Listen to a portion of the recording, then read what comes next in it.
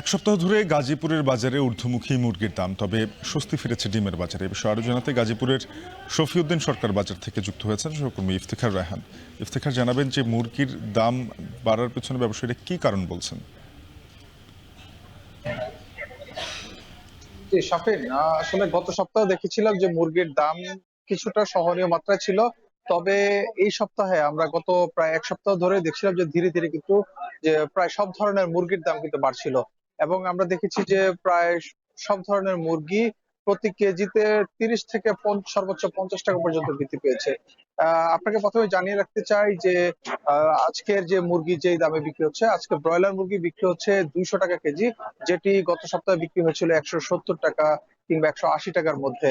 এছাড়াও যে সোনালী মুরগি সেটি বিক্রি হয়েছিল গত সপ্তাহে 280 টাকা, সেটিও প্রায় 50 টাকা দাম বেড়েছে, যেটি দাম বেড়ে এখন বিক্রি হচ্ছে 330 টাকা কেজিতে। এবং লেয়ার মুরগি সেটি বিক্রি হচ্ছে 10 টাকা বেড়েছে কেজি প্রতি, সেটি 290 টাকা কেজি ছিল এবং এখন আজকের বাজারে বিক্রি হচ্ছে 300 টাকা।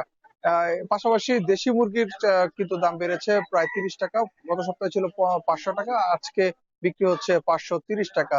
এবং সবচেয়ে বেশি যেটির দাম বেড়েছে সেটি হচ্ছে হাঁসের দাম, যেহেতু শীতের সময় হাঁসের একটি চাহিদা থাকে, যে কারণে এই সময় 1 কেজি ওজনের একটি হাঁস কিন্তু প্রায় 600 থেকে 700 টাকা পর্যন্ত বিক্রি হচ্ছে। এবং পাশাপাশি ডিমের বাজারও কিন্তু স্বস্তি ফিরেছে, ডিমের বাজার নিম্নমুখী।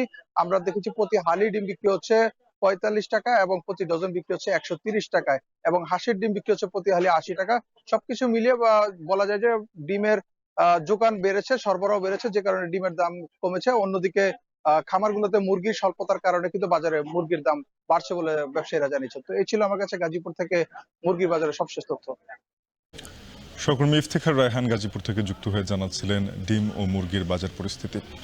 এটির সাথে শেষ করছি।